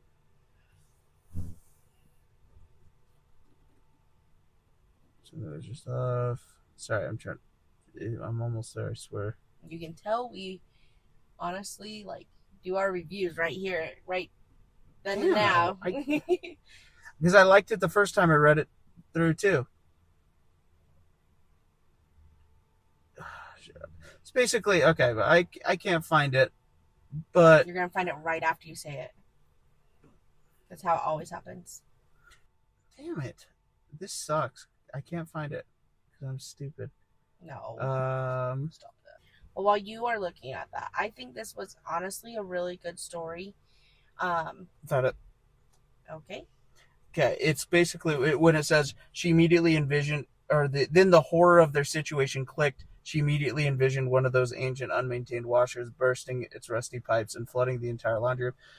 I love this part because it kind of edges you into that realm of like, oh great, it's going to be a monster story. You know, she's going to know something's off, and the monsters are going to kill her or something like that. But it doesn't. It throws that in, that wrench, and it's like, oh, here we go. And then it's like, oh, yeah, no, that's very reasonable. Yeah. Like, that is such a normal, like, thought to have, the pit in your stomach, like, fuck, the washer machine or the dryer broke, and now I gotta go help him drag shit out. Yeah. So and good. It's like, what? So good. Fuck 2 o'clock in the morning or something? It is one of those little details that make this story for me. It's so true. Like, I feel like he added so many of those, though, in the story. Yeah. And it, again, you could have thought this, but then he totally messes you up and goes a way different way. Yeah. And I love that. So elegantly done. And he rides that there again, I think I said it in the last podcast, where authors can ride that thin line between being too flowery or being not flowery enough, and being too straightforward. That is so true. And I think he rides that line so well. He does. And you know what? Like, of course I said, like, the commas and stuff, you know, just doing weird, like, I wouldn't say weird, but I, like, nitpicking there. But honestly, like, reading it and seeing the way he writes, it works. It works so well. And I like the fluff he adds for the descriptions. I told you. Because it works. And I'm one where when I read some of the fluff, it's like, all right, this is getting to be ridiculous. But for him, the way he tied in everything, but in his own way, phenomenal. Yeah, because when it drags, I mean, it drags. Yes. Right? When a story drags, it drags. Oh, 100%. This one, the beginning was slow, but it paid off.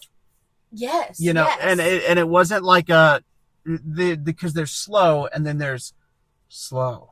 And the slow is like, oh my God. Painfully slow. Get on with it. Yes. This wasn't slow. This was just slow and steady. Like, it was. It's true. The pace continued building on itself no matter what part of the story we were at, right? 100%. We start off slow, but then we build up those slow increments. It was a slow burn. It was. And you know what? It worked really, really well. And it's hard, too, because I feel like when you are thinking of, like, scary short stories or, you know, like mystery stories, a slow burn can either make or break your story in a lot of senses, because if you don't execute it correctly, and this is just my opinion, but if you don't execute it correctly, and this goes for any story, it truly shows. Yes. And the way he executed it, not just blowing air up his ass. Like, the way he executed it was amazing. Flawless. Probably one of my favorite ones that I've read with how he executed it. I would kill to see this turned into like a short film. Yes. Like this would be I could so see that. cool. Like there's one I used to watch a lot when I was like really getting into horror. I mean, I was little guy. And if you say Chucky. No. No. But it was what the fuck was it? It's a YouTube video. And it's this one where this lady like turns off the light and turns it on, and her daughter's getting closer and closer, and it's that eerie feeling. Yeah. That one fucked me up as a kid. And I remember watching it, I was like, oh my God. And then like she turns on the light next to her bed, and her daughter's there smiling all freaky. That's how this felt for me. And I don't get scared easy anymore. He does not. I mean, I can testify that. I can watch horror all day, every day. And it doesn't bug me. There's one time, this is a fun little relationship story between her and I. It was a few years ago, and we were not freshly married. This is a couple years in. We're sitting there, and I'm asleep, she's asleep, and I wake up to a cold sweat to like the voices out in our living room. We should mention though, like, I'm a deep sleeper. No, you can't defend yourself on this one. I am. So I'm look over. Myself. There's obviously someone out in our living room. I'm freaking out. I'm not crashing out, not to the point of crash out yet, but I'm approaching very quickly. I was sleeping. My heart's pounding, my head's racing, and I look over and she's dead asleep. I like sleep. So I grab her by the shoulder and I shake her a little bit and I say, "Love, there's someone out in the living room. There's someone talking. I heard voices." This lady, she goes, "Oh yeah?" Like just like that. "Oh yeah?" And I shit you not, she goes right back to sleep. Right back to sleep. And I say, "Love, there's someone outside." Listen, if they were going to come kill me, I had a protector. I had my dog, and I had my husband. So I shake her again. She does the same thing. "Yeah? Okay. Okay, go check it out." Like, she literally, "Go check it out." What the fuck do you want me to do? So I get up and I grab my 380. I had a little 380 inside our dresser drawer. And I walk over. I open our door to the living room, and our bedroom door literally faces the living room. And I open the door. I was asleep. And the TV is on, blaring.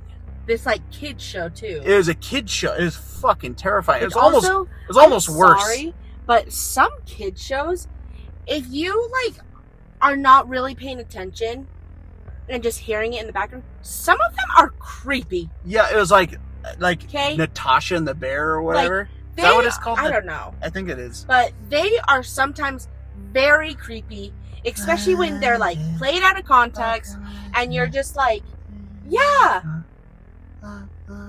I'm like, what is happening? Anyways, mind you, this whole scenario, I was still asleep. Yeah. But continue. She's fucking crashed out. Totally asleep. I can't shake her awake. And I'm shaking. Like, mind you, he checked the whole house. The doors were locked. The windows were locked. I was sleeping like a baby. The best part about this is that wasn't the only time something like this has happened. She sleeps like a baby. So I guarantee in this situation, she's like Sarah. She's just crashing out on the couch, wherever she's at, on the bed, just sleeping her life away. And I am being torn apart by fucking grisly demons that pop out of the shadows. If you were already dead, I wouldn't be able to save you anyways. I would have to walk all the way to the laundry room anyways. So in reality, I am chilling. Yeah, she's chilling, and I'm dying. I'm literally dead. By the time I get down there, you're going to be dead anyways. Yeah, there's going to be a big old blood trail. So it's like, do you want to wake me up to just see your dead body and be scarred to life? Yeah, that's fine. Or do you want to just let me sleep and have a cute, romantic dream with me and you in it? guess I'll just die. It's alright. You would already be dead. He was already gone by the time Yep. he went over there. They stole his form of body. So, I'm just saying. Alright, Evan's biggest downfall, procrastination. Yeah, that is true. Working 12-hour shifts, I've been there, bud. Been there, done that. Mind you, he doesn't do our laundry. I do his laundry, so I don't know what the fuck he's Get a wife saying. that does your laundry. Should have picked him better. By the way, I still do 12s too, so. She fucking kills it. So I love my wife. Fuck you. I love my wife. She is a legend. You say that, but then you get mad at me for sleeping. Yeah. Listen, I have to take care of you. I have to take care of work. I gotta sweep the house with a gun. And she's like, I do the laundry. I cook and I clean. What's the song? I don't cook, I don't clean, but let me tell you, I got this ring. That's you. Yeah. I don't cook, I don't clean, but I can sweep the room all clean. I don't cook, I don't clean, but when my wife is dead asleep on the couch right next to me, I have to sweep the house with my 380. Now that's a song I could get down with. Hell yeah. All right, so what would you rate this story? Okay, why don't you go first? Because I always go first. No, you didn't go first the last ones. I know. Okay, I would say this was a solid Casey, because I feel like people are going to comment. They're going to comment. I think this was a solid 5, especially saying this for me. And mind you, my commas comment was more nitpicking, because after reading the whole thing, I understood why you, as an author, did that. Yes. So I feel like I need to eat my words. I'm sorry. I'm going to eat my words, though. I'm apologizing about that. And I'm giving it a 5. Again, I feel like people are going to be like, oh, they're going to give all of them 5s. But this one deserves it. Like, I really, really liked it. Yes. And so I will say that, again, though, I am nitpicking when it comes to, like, a few of the things that I said in there. But overall, you had me hooked with this story. Yeah. Like, I mean, I feel like this is one I could read back and I would not get bored of it. I would probably be able to watch this if it turned into like an actual like show, or if it turned into like a bigger, longer book. I could see myself reading it. Yeah. So I for me, I would give this story a 5. I will agree with you. I have no notes. No notes. Even like it gives me such a good feeling in my gut. Yeah. To just be able to read something that actually scares me. Yeah. Actually freaks me out. And so like J.L. Goodwin, I know I've told you before, fucking solid story, dude. I can't say it enough. It actually, like, I get excited reading it. Yeah. And you don't get that a whole lot with, like, just... I definitely want to try more of his stories. Oh, yeah. Yeah. That's for sure. We're definitely going to. Yeah. What I will say is I would love to see a modern collection of your stories, J.L. Goodwin. I'm telling you. I'd love to see a modern collection come out. That would be really cool, actually. And, like, I would buy a copy. Like, this is Late Night Laundry first, the bangers. Like, throw the bangers in there, and, like, I will I will advertise as much as you want me to advertise. I think that would be so cool. And again, I haven't read any of your other stories, so I'm not biased, and unlike the person sitting next to me. But I could see myself reading your stories, or at least another one, to the point where I could see this in a short story like book. If you published more than just, if you published this story and then added some of your other stories in there, I would totally read them and give them a chance, because you had me so hooked on that. And again, try not to blow air up your ass, because I really do think, though, that this was such a phenomenal story, and the way you write is phenomenal. The prose, it's outweighs so much of my nitpicking. Like, really, the way you write is it's just, I don't even know how to explain it. It's just something that just grasps and draws me in, and that doesn't happen a lot, especially with like horror movie or books. Yeah, and I think that's really cool. I compare, like, I mean, the movies coming out lately have been interesting, to say the least. Now, I'll say something relatively controversial. I don't think they'd copyright us. But just they might. I would just be like, know. There's I don't know how that shit works. I parody the Brack Rooms. Yeah, you like that? Sure. The Brack Rooms. That movie that came out. Fucking rough. Honestly, I fell asleep in that movie. It was what I was so sad. Let me tell you. Sleeping in some of those movie theater like chairs that lean back, lounge chairs. Goddamn. Those are phenomenal. Fuck yeah. Not gonna lie. Especially if it's a movie that I just like have no interest in. And this movie, it grind. Yeah. Okay. Thunderbone. So just putting that out there, you guys. If you need a good nap, go try a Cinemark lounge chair. Yep, Thunderbone, the one about the podcast, that one was rough too. So started off really good, but it was just fucking it torched me. Yeah, it torched me super hard. Well, but on that note, we have one more. We're gonna have the one short, poem here, and then we'll see kind of where we're at. Mm-hmm. Yeah. Okay. You want me to read this one, or you want to read this one? I got you. Okay. The next one we're going to do is by Harold Sleeper 000. It's called Night Springs Poem. And here we go. Ready? Shoot. Once forth and once back, are you sure you want to go back?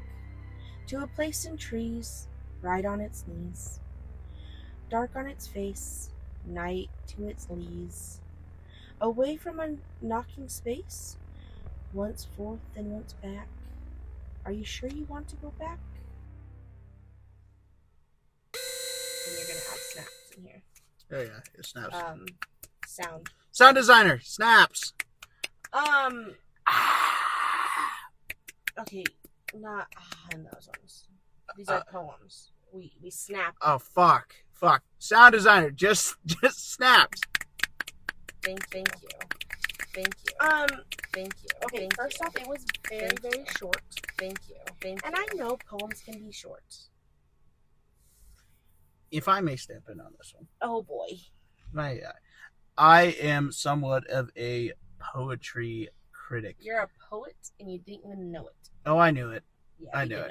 I've been writing poetry for like fucking 15 years. You do, and you even have some like out. Yeah, I have 2 collections. Plug. Yeah. Author plug. Author plug. Pin name. Author plug. Pin name. So yeah, I got 2 stories posted. Poetry of the Natural Man, which is just a collection of a bunch of sad, happy, joyful, emotional. They're not. They're pretty much. No. Trigger warning. Most of them are suicide. But, however, Nightmares of the Natural Man, which is book 2, that is horror poetry. It's fantastic. Just horror poetry. You know what? Can I also just like plug myself, because we always plug you for some reason with your stuff. Shoot. Just so everybody knows, I named both of those books. Okay? She did. I came up with those book names, and I'm very proud of those. You should be. Just plug, pen name, author plug. Pen name. A.L. Sanders. Anyways. Pen name. Really great reads, and I'm not just saying that because you're my husband. Really great reads. If you guys are interested, it is on, you can get them. Can we say that? They're on Amy? Careful, I might copyright you. Well, I'm just kidding. If you sue me, you're suing yourself at this point. I know. Anyways, entity. But on Amy.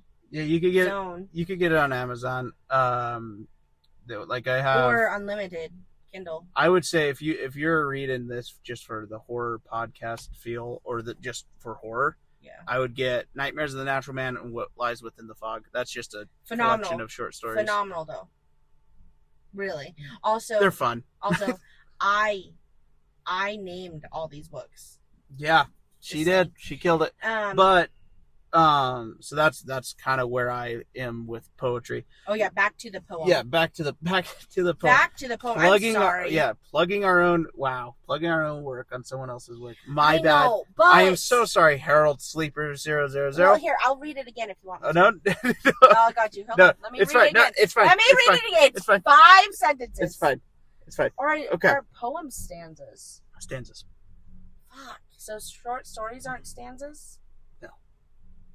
God damn it. So, all right, continue. What I like about it is how obscure it is. Okay? Obscurity. Because I think obscurity lends itself a lot into great works of horror. A good example of this would be a lot of Lovecraft plays a big role in obscure horror. He also plays a big role in creature features and cosmic horror, but cosmic horror relies heavily on obscure horror. And so that's what I really enjoy about this. What kind of loses me a little bit is the pacing. And maybe later on, because we have a few stories that he sent us that we'll get into reading. Yeah. I just wanted to give a little bit of limelight to this guy. But he was saying, like, once forth, once back, are you sure you want to go back to a place in the trees, bright on its knees, dark on its face, night to its leaves? Okay, hold on. So you didn't want me to read this story, but you can? You guys see what I have to deal with? I think, and the hard part with poetry is the poet knows what they're writing. But does the audience understand what you're writing? That's what I've given a little bit of correction to a few poems on the subreddit. Not correction, pointers. If you lend yourself too hard to obscurity, you lose yourself in the thought. And I see a lot of poets doing it because they like something that they read that is super obscure, that's super in the realms of the unknown, and it works really well, so they try to use it themselves. It is a technique that you gotta master. It is. It is. But the hard part is you will have the flops before the what's an opposite of flop? Before the banger. And that for me is where I'm having that problem with this story. Yeah, and that makes sense. No, it does. Because it's Harold Sleeper. If this lends itself to another one of your stories, please let us know in case we're missing something. But yeah, I would love for you to reach out, kind of explain it to us a little bit more on. We would love to. Kind of what the process of thought was, because I would love to understand kind of where your the deeper meaning behind these stanzas. Because for me, I'm not going to discredit you. No. For me not understanding it. I'm a stupid man. I'm not one that understands super, super, super, super deep stuff. And so this feels a lot more out of my league than, say, a quick, punchy horror story. Yeah. What I will say, this is from poet to poet, I would recommend adding a little bit or focusing a little bit more on rhythm. This will attract a bigger audience to your poetry. Yeah. Because if I read something like free form, kind of like how it's written here, where there's not really a clear, distinct rhythm or pattern, or there's not intention behind how the words are written, it kind of loses me because I start thinking more along the lines of, well, I could read an actual story rather than a poetry. And for me, anyways, poetry has always been a great way of expressing emotions and expressing feelings, where stories, you express it through a story. It's a longhand poetry. Whereas poetry's punchy, it's quick, it's rhythmic, it's gives itself more open to interpretation. Where right now, where I kind of stand with this poem, it's kind of all left up to interpretation. Yes. I would like a little bit more direction where we're going. You know, and I think that's the hard part about poetry is you're trying to put so much within only so much, if that makes sense. You take, you know, every poem is a different length, of course, but you can either take, say, 2 or 3 stanzas, or even the one that you have, but you are, because you're limiting yourself, I guess is the best way to say it, it's harder to add that like punch in the sense of what people would get out of it, if that makes sense. And I know, I'm sorry, I'm not very good when it comes to the terms, but for me, what's really hard about poetry is if it doesn't have a feeling for me personally, then I kind of bypass it. I don't really feel like I get anything. And so for me, when I'm like thinking about this poem, is again, just like you said, I think what, remind me, obscurity. No, remind me the author. Oh, Harold. Sorry, I was gonna say Heather. I was like, no, it's not Harold or Henry. Anyways, Harold Sleeper 000. I feel like you might know what you are writing about, but for me as the audience, I just don't know where to even start with a feeling or with an emotion or whatever you're trying to get at. From, again, that's just my personal opinion.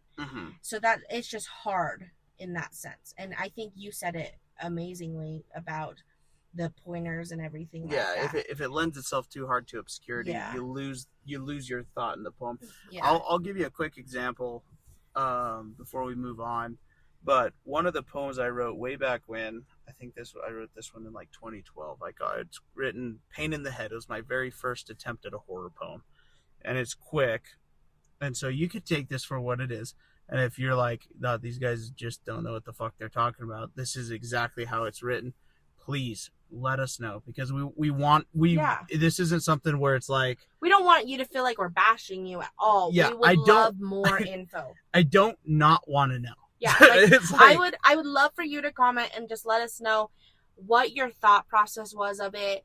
And again, I would love to read some more if you have any more poems. I don't want you to think, because we're saying this, to give up at all. Yeah. I want you to use that creativity and put it in poems. If that's what you love, great. Let us see some more. And also, again, we just might be interpreting it way differently than you did. Yeah. You know? So I'll give you kind of an example of what if I'm reading poetry horror, what I would expect as far as rhythm. And it doesn't have to be this exact rhythm, but as far as rhythm, you just want to plug yourself and tonight, direction. It's just, I'm just giving you yeah. Now I'm just pulling your tail. This was one that I wrote way back when. It goes, you wake up with a pain in your head. You look around, something smells dead. You feel a tingle run down your spine. You look some more to see a sign. Man-shaped furniture catches your eye. You finally release a relieving sigh. It's not a man you see in your room. It's a hamper topped with the head of a broom. But your wandering eyes catch a drift. You see your dresser move with a shift. A man steps out. You think you're dead. The man just smiles. Go back to bed.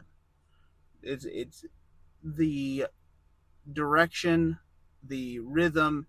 It just adds something to the lesser reader, to where you're able to capture a much larger audience than if you were to kind of keep it as a short free form poem. Because there's, I mean, dude, I say this from the bottom of my heart, and I genuinely mean it. Poetry is one of those things where everyone can do it. You just gotta have someone show you the ropes. It's a trade. It's not necessarily, I mean, for me anyways.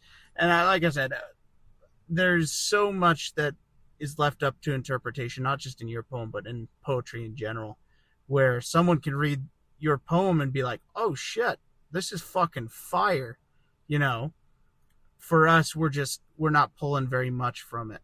So I just would love to know more. Yeah, if you could reach out to us, kind of give us a rough idea. Give us some backstory.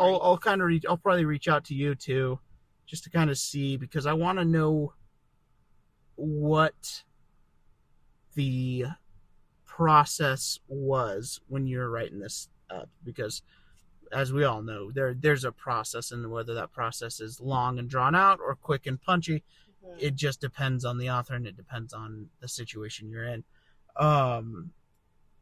But we'll close out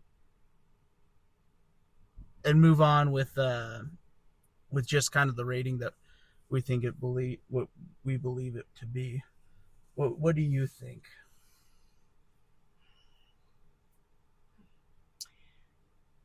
I would love to hear more from you, and I would love for you to reach out to us, or we'll reach out to you again. We don't want this to discourage you at all. I don't want you to be discouraged. For me, I'd probably say a 2 at this time, just because I think that I have not heard your side and your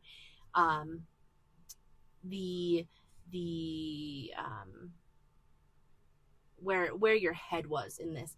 I would love to hear more about it, because really I think it has a lot of potential. I just don't know if I don't hear from you, then it would be, I don't know if I would pick it up again. Mm-hmm. You know what I mean?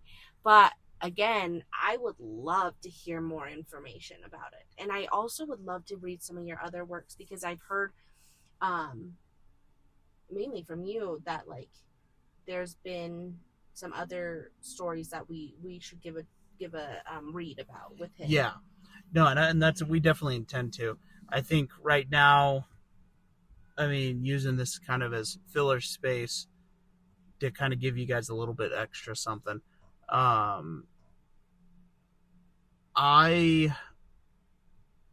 will say, without knowing the behind the scenes look at it, and just from my ignorant opinion, I would probably rate this about the same, probably about a 2. I don't necessarily know if I would read this again, but if there's a cool reasoning behind the words and the choice of diction and the choice of certain stylistic writings or whatever the case may be, I would be more than willing to read it again. I would just need to know the reasonings behind. Mm-hmm. So, and there can be an argument to be said where if you're leaning too hard into interpretation, leaving a lot up to interpretation, it kind of takes away from the poem. And I think that's what I saw here, is you're grasping for something to be able to leave a lot up to interpretation. But what I saw instead, and I understand the struggle, I've had it myself, where you're writing a poem and it's like fuck, I didn't mean for it to come out like this, but this is the way people are interpreting it. One thing that I will say is if you leave too much up to interpretation, you lose the narrative and you lose the obscurity and you lose your audience. Yeah.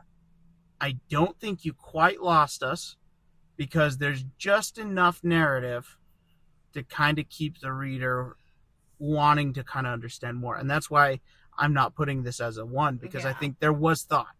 There's a lot of thought. I'm just either too stupid to understand it, or... Well, and 1, too, is I feel like I don't even know if I would want to reach out to them to even understand it. Really? Yes, because for me, it's like this one, I'm curious because I could tell, especially with the way things were worded, I think there was a lot of thought. For me, I would like to know more. Yeah. But there's somewhere it's like, I don't know if it would be worth me even reaching out. Yeah. No, I've read. Does that make sense? Yeah, like, not to be like an asshole. I'm not trying to be. I know. I've read somewhere it's like, oh my God, like this feels like I'm a 12-year-old's diary entry. Yeah. And that's not how this feels at all, Harold. No, but like, no. I just want to know more. I want to know what the premise is. Yeah. I feel like I'm listening to an inside joke, and I don't but know I'm not joke. I wasn't there for that inside joke. Yeah, I'm not being let in on the inside joke. So you might have to dumb it down and explain it to us. Please. But again, it could be just us. Yeah. Like I said, I'm stupid. There are a lot of things that I don't know and I don't understand, and I'm not against I never said we're saying professionals. that. So I want to know more, and I want to know kind of what your intention was. Yeah.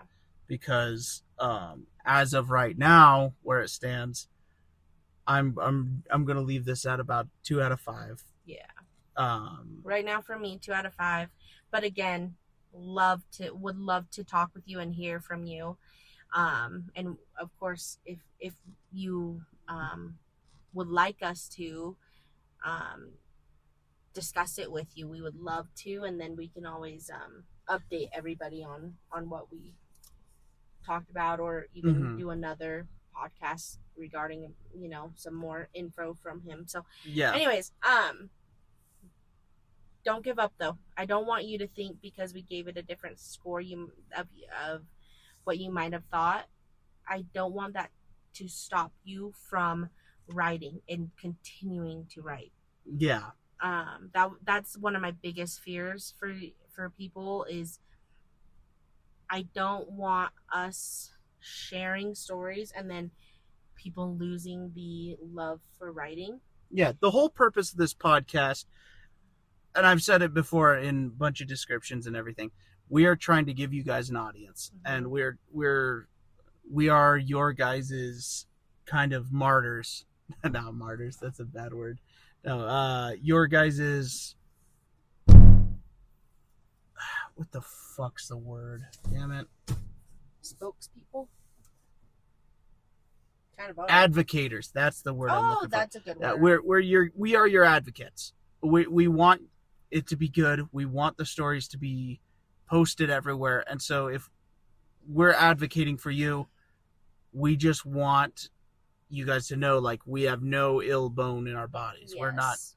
We're not reading this because we want a good story. We're reading this because we want to help people improve their writing. I think also too is especially you, I've been on the sidelines. I think we have had great stories, and we've also had stories that just did not hit or did not make it in books, or I've seen with you you have probably hundreds of poems, and yet only maybe 10 are out.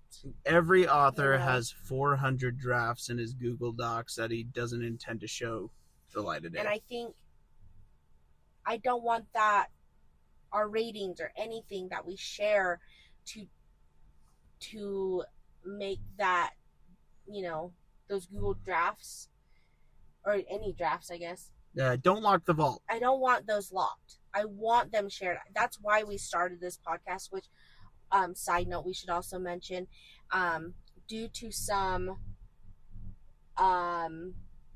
specific like community rules and everything, we are now pretty much only putting all our podcast stuff into our own community channel on Reddit, just so you guys are aware. And I'm hoping that we can start some other social media aspects, but for now it is on Reddit, and we started it is under Mesoscale podcast. So just so you guys are aware, we do have that. And then also we are working on our email. For some reason we've been having some difficulties with those, so for now we're kind of just putting everything under the Reddit.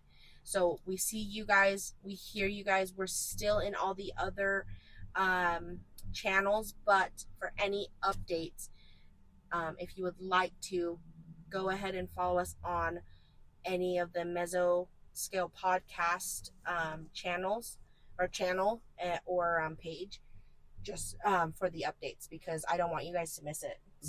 Since we're trying to follow the rules with all the other communities on Reddit.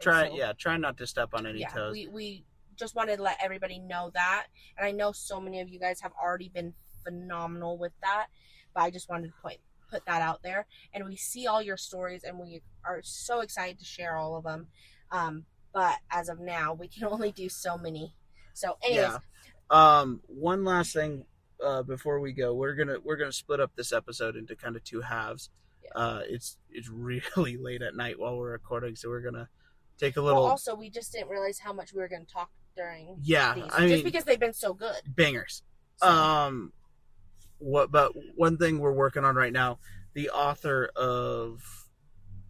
Oh no! Let's keep that. Let's surprise that. Oh, but I wanted to announce it so they kind of have an idea. Oh. Okay. Yeah, kind of promote it early.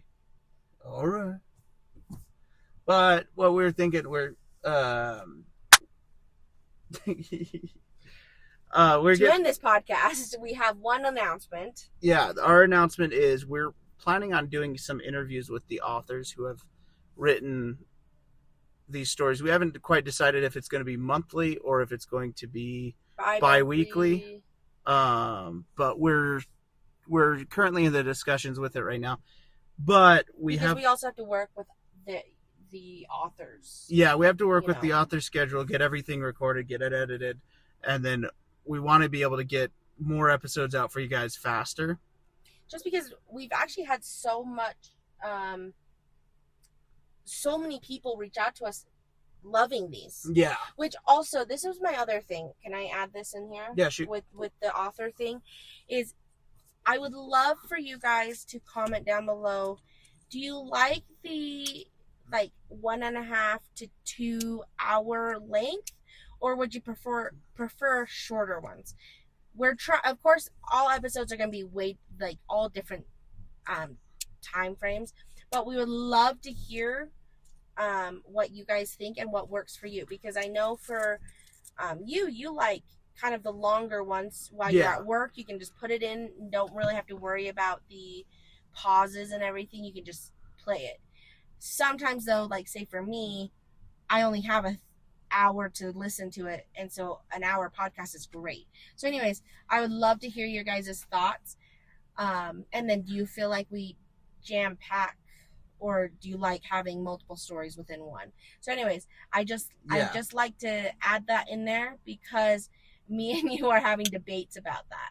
Yeah, but the last little part of that announcement, we're currently talking with Goodwin, the author of Late Night Laundry, and we're working on getting a author interview going so we can get you guys another episode. If we read your story and you want to do an interview, please reach out. We have hundreds of authors reaching out to us every single day. We can't promise that we're going to pick you. Yeah, we can't. Well, now. We can't promise that we're going to be able to lock on to one person. Mm-hmm. So please, just if you want to be interviewed and we've read your story, be patient with us. Please shoot me a message on the side or shoot me an email. You. Right now, we got Bilbo Cheated, Walker Bewitching Hour, JL Goodwin, and Harold Sleeper. Sorry. 000. If you want to be interviewed, please reach out. We would love to hear from you guys. We don't want to put you guys in a position where we give you guys a score and you guys are like, oh, that's bullshit. Yeah, we would love to hear. I want to know the reason. Yeah. So please reach out. And also, if you do not want your voice on here at all, then we would love to do more of like a side interview with you, and then if we are allowed to discuss it into our podcast, we would love to do that. But if not, then we would just love to hear about it. We are very open with it, and we want every single one of you guys to feel like you're included. Again, we have dozens, and I mean dozens, of comments every single day with different stories to read. So bear with us. We're trying to at least be able to be as fair as possible. We're not picking through them. We're kind of just grabbing and going with these stories. But with the author interviews too, we also would love to hear from you guys. And so bear with us. We're still trying to get into a better schedule, but we're hoping that you guys will stick with us and enjoy the episodes that we do. Yeah, so with that, we're going to close out for tonight and then pick up this recording probably in the morning. But yeah, just if there's anything, any questions or anything you guys have, please reach out. We don't want that door to be closed. We want to give you guys the opportunity to kind of get your thoughts out on paper. With that all being said, we are the Mesoscale podcast. Remember to comment down below what duration of video you like, or audio. I guess it is a podcast, so audio that you like. We would love to hear from you guys. Please comment your stories or even add them to our Reddit. Again, it's Mesoscale Podcast. We're on there every single day, answering and reading and just enjoying the moment with you guys. So if you guys have anything, please comment that below or even message us privately. But yeah, I think that's everything, and we will see you guys in the next episode. Yeah, thank you guys. Bye guys.